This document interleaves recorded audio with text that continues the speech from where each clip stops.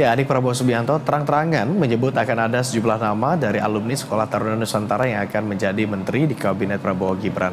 Lantas, banyak pertanyaan kemudian muncul terkait informasi ini. Untuk membahasnya lebih lanjut, kita segera terhubung dengan juru bicara Prabowo Subianto, Pak Dhanil Anzar Simanjuntak, dan juga Direktur Eksekutif dari Lembaga Survei Indonesia, Pak Jayadi Hanan. Selamat sore, Bapak-Bapak. Selamat sore, Mas Eko. Assalamualaikum. Terima kasih sudah berkenan bergabung sama kami di Berita Satu Sore. Saya mau coba ke Pak Dhanil terlebih dulu. Pak Dhanil, pertanyaan pertama ini, mengapa harus ada alumni dari SMA Taruna Nusantara yang akan menjabat sebagai menteri di kabinet mendatang? Pertama harus bicara dulu teks dan konteksnya ya. Teks itu disampaikan oleh Pak Hasim ketika beliau menjadi keynote speech di acara Podomoro University, bicara tentang bagaimana mewujudkan Indonesia Emas 2045. Pada dasarnya Pak Hasim menyampaikan bahwasannya Pak Prabowo itu memberikan penekanan, perhatian khusus terkait dengan isu gizi, isu lingkungan hidup, dan isu pendidikan. Nah, Pak Hasim bicara seputar itu. Nah, salah satu yang kemudian disetir oleh Pak Hasim itu adalah terkait dengan pentingnya pendidikan. Nah, kebetulan salah satu speaker di acara tersebut ada Pak Mayor Jenderal Purnawirawan Tono Suratman, yaitu Kepala Sekolah Taruna Nusantara. Sehingga beliau menyinggung bahwasannya ada 4 menteri yang berpotensial, calon alumni Taruna Nusantara yang potensial bisa menjadi menteri dan seterusnya. Jadi bukan terkait dengan spesifik, misalnya harus ada menteri dari Taruna Nusantara dan sebagainya. Tapi konteksnya adalah Pak Hasim menyatakan bahwasannya salah satu contoh penyelenggaraan pendidikan sekolah yang bisa menjadi best practice itu adalah Taruna Nusantara. Kebetulan alumni-alumninya pada saat ini banyak juga membantu Pak Prabowo di Partai Gerindra, kemudian ada juga di Partai Demokrat, dan juga banyak di kalangan TNI maupun polisi maupun instansi-instansi lainnya. Oke, jadi sebetulnya tidak spesifik di situ begitu ya. Ini juga sekaligus katakanlah bantahan begitu bahwa ini nggak ada pesanan khusus gitu ya, Bang Dhanil. Ya, tadi pagi saya langsung tanya ke Pak Hasim terkait dengan isi pidato beliau. Jadi konteksnya beliau ingin menunjukkan ada best practice yang ditunjukkan oleh SMA Taruna Nusantara yang saat ini dipimpin oleh Mayor Jenderal Purnawirawan Tono Suratman, bahwasannya pendidikan kita di era Pak Prabowo nanti itu harus jauh lebih baik. Toh kan selama ini memang bahkan sebelum Pak Prabowo menjadi presiden terpilih, beliau memberikan sikap yang sangat afirmatif terhadap isu-isu pendidikan, isu gizi, isu lingkungan hidup, isu pangan dan sebagainya. Sehingga Pak Hasim ingin menyampaikan pesan bahwasannya pastilah pada era Pak Prabowo nanti upaya mendorong pendidikan yang jauh lebih baik itu dilakukan beliau. Hal yang sama sebenarnya ketika Pak Prabowo menjadi Menteri Pertahanan, isu pendidikan di dunia militer itu diakselerasi. Apalagi kan Taruna Nusantara itu di bawah Kementerian Pertahanan. Yayasannya itu dikelola oleh Kementerian Pertahanan. Dan itu menjadi salah satu best practice pengelolaan pendidikan. Pun demikian misalnya Universitas Pertahanan, kemudian ada Politeknik Pertahanan di Timur Indonesia atau di NTT. Nah, itu menjadi best practice yang ingin disampaikan oleh Pak Hasim Joyo Hadikusumo sebenarnya. Oke, tapi ini kan kadung jadi rame nih ya. Sudah jadi banyak yang spekulasi kemudian bermunculan.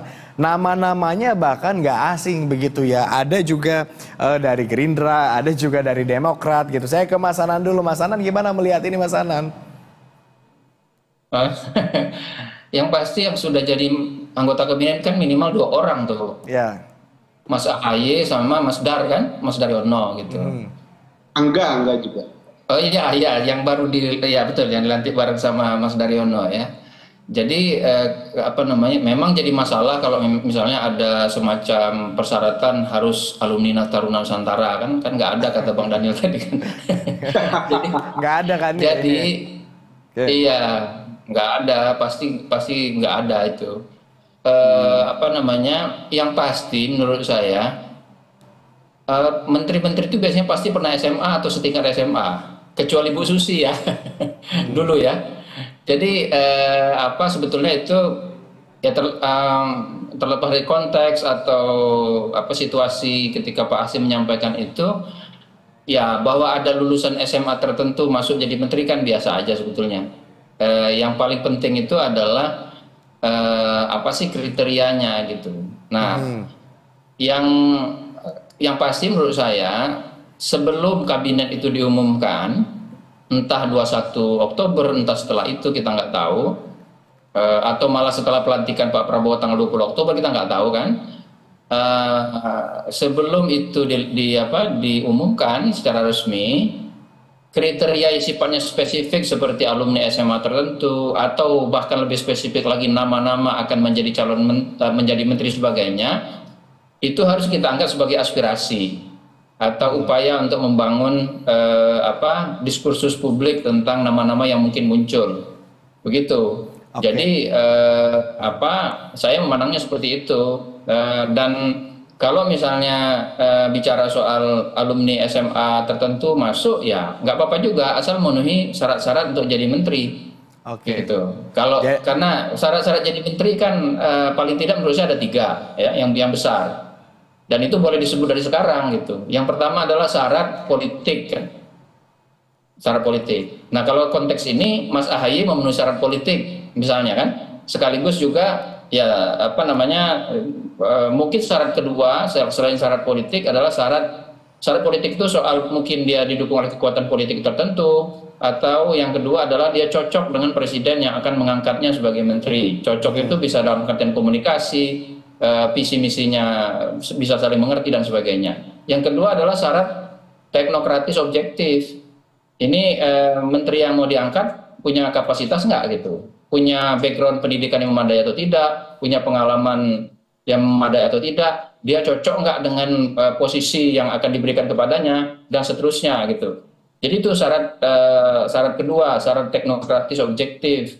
Nah, syarat ketiga kalau bisa harus dicari menteri-menteri yang kalau tidak dikenal publik, ya menteri-menteri yang bakal tidak menimbulkan masalah dengan publik gitu, yang diangkat itu. Karena bagaimanapun suara publik juga berpengaruh. Jadi saya kira kalau 3 gabungan persyaratan itu yang mestinya lebih mengemuka ketika kita membicarakan baik nama-nama atau kriteria-kriteria spesifik. Tapi sekali lagi Mas Ago, kriteria spesifik misalnya dari SMA tertentu atau perguruan tinggi tertentu atau kesatuan tertentu, ya bahkan nama-nama tertentu itu kalau menurut saya, kalaupun bukan hoax ya, seperti kata Mbak Saras di dalam wawancara yang Anda sitir tadi, ya itu masih aspirasi dan itu boleh-boleh saja menurut saya. Baik, ada beberapa kriteria terpenuhi untuk menjadi menteri ya. Tadi kriteria politik, kriteria penokohan dan sebagainya. Tapi kira-kira kriteria-kriteria itu masuk nggak nih kepada beberapa nama yang ramai di media sosial? Ke Bang Daniel, kan ada cukup banyak nama nih katanya. Bahkan nggak cuma 1-2, tapi ada 4 Bang Daniel. Iya, itu kan kriteria secara probabilitas untuk dipilih menjadi menteri, yang kriteria yang disampaikan oleh Mas Jayadi tadi. Tentu secara normatif selain kriteria-kriteria tersebut ada kriteria kualitatif yang penting dan itu selalu disampaikan oleh Pak Prabowo berulang kali kepada publik. Setidaknya ada 2 kriteria yang paling sering disebutkan Pak Prabowo. Pertama itu tentu adalah integritas, karena belakangan ini salah satu kata yang sering disampaikan Pak Prabowo dalam banyak kesempatan itu adalah ingin melawan praktek korupsi, dan beliau berkomitmen ingin mendorong integritas para menterinya nanti itu tinggi dan bisa melawan praktek-praktek korupsi ke depan, dan itu penting sekali, apalagi kemudian Pak Prabowo ingin mengakselerasi agenda-agenda pembangunan yang cukup banyak sehingga membutuhkan tentu anggaran publik yang juga cukup, sehingga banyak cara yang harus dilakukan untuk memastikan bahwasannya anggaran yang negara yang ada itu digunakan secara ekonomis, efisien dan efektif. Nah, kemudian kedua ya tadi yang disebutkan oleh Mas Jayadi, yaitu kompetensi.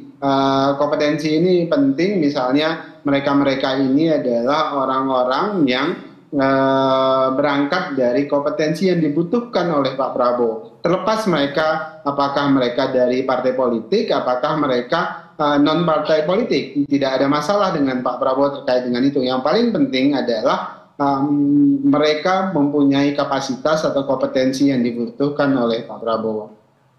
Oke, kalau Mas Hanan gimana nih melihatnya? Beberapa nama tadi, beberapa nama setidaknya yang lagi ramai diobrolin begitu ya. Ini kira-kira masuk kriterianya atau enggak?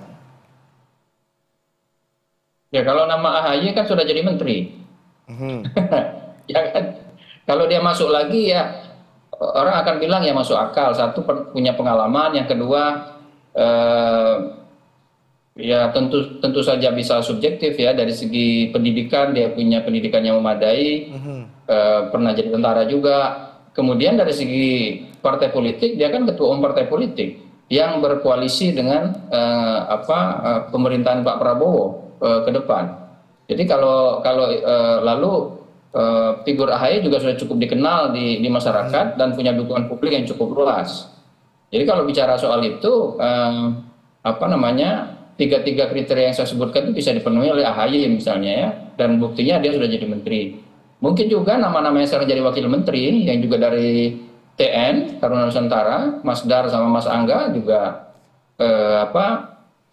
sekarang lagi magang sebagai wakil menteri, mungkin itu potensial akan dijadikan menteri ke depan. Apakah di pos yang sama, maksudnya kementerian yang sama atau tidak, itu kita belum tahu. Jadi nama-nama yang beredar memang cenderung cukup dikenal oleh publik dan sudah punya pengalaman di sejumlah sektor pemerintahan, baik dia eksekutif maupun legislatif. Oke, saya sebetulnya kepengen tanya ke Bang Dhanil, mungkin nggak sih dibocorin, tapi kayaknya nggak mungkin nih siapa 4 namanya. Tapi kalau kita lihat Bang Dhanil, dari dinamika politik yang terjadi hingga penambahan parpol yang masuk di Kim Plus, Anda melihatnya seperti apa ini nanti kabinet Prabowo Gibran? Ya, yang jelas Pak Prabowo akan tadi memilih anggota kabinet yang tadi saya sebutkan 2 syarat tadi, punya integritas yang tinggi, kemudian punya kompetensi yang dibutuhkan oleh Pak Prabowo. Tentu salah satu juga variabel yang dibutuhkan adalah punya loyalitas yang tinggi terhadap agenda-agenda yang ingin didorong dan diakselerasi oleh Pak Prabowo, sehingga kerja-kerja tim di masing-masing tugas mereka itu bisa dilaksanakan dengan baik. Yang jelas Pak Prabowo ingin agenda pembangunan 5 tahun ke depan itu lebih akseleratif. Kira-kira begitu, Mas. Oke, terakhir mungkin ke Mas Hanan. Dengan adanya atau bergabungnya penambahan parpol yang masuk di Kim Plus, bagaimana Anda melihat peta kabinet Prabowo Gibran ke depannya?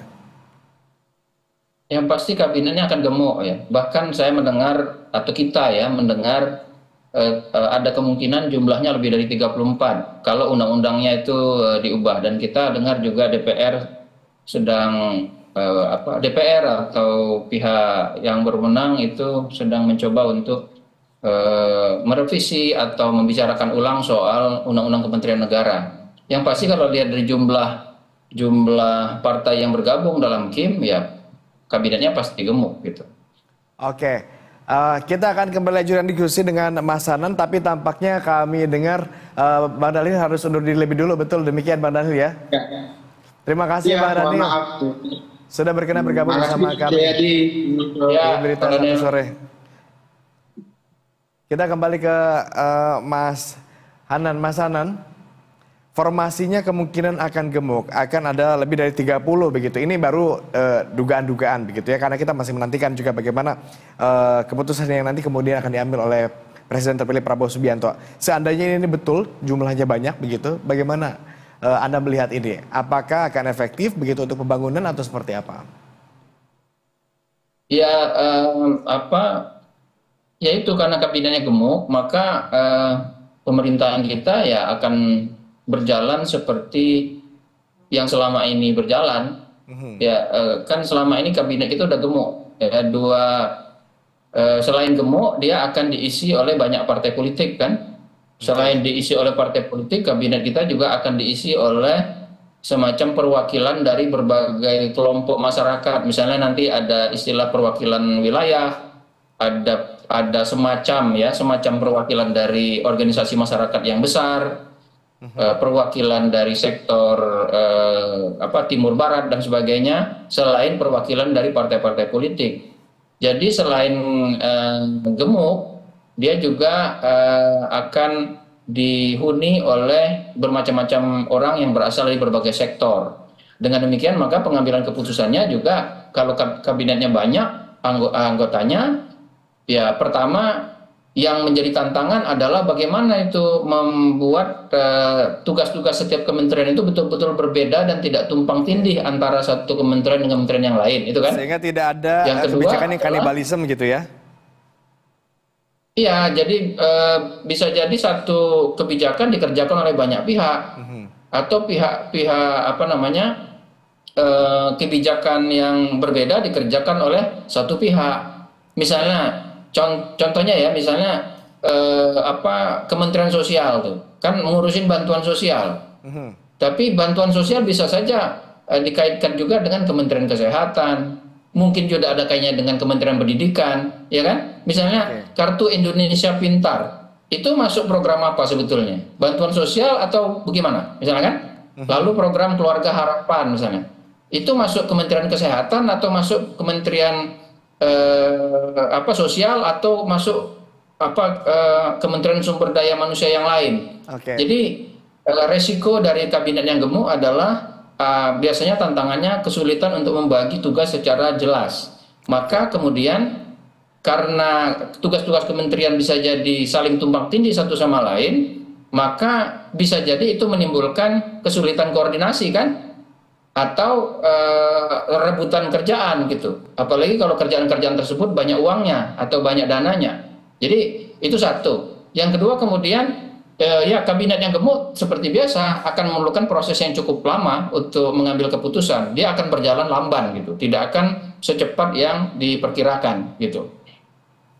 Baik, tentunya tapi harapan kita adalah kalau kabinetnya gemuk, pekerjaannya juga menjadi lebih spesifik, semakin banyak pasukan bukankah semakin baik begitu ya perjuangannya, mudah-mudahan harapannya begitu ya. Mas Hanan, terima kasih sudah berkenan bergabung bersama kami di Berita Satu Sore, nanti kita update lagi, kita diskusi lebih panjang lagi lain waktu. Selamat kembali beraktivitas.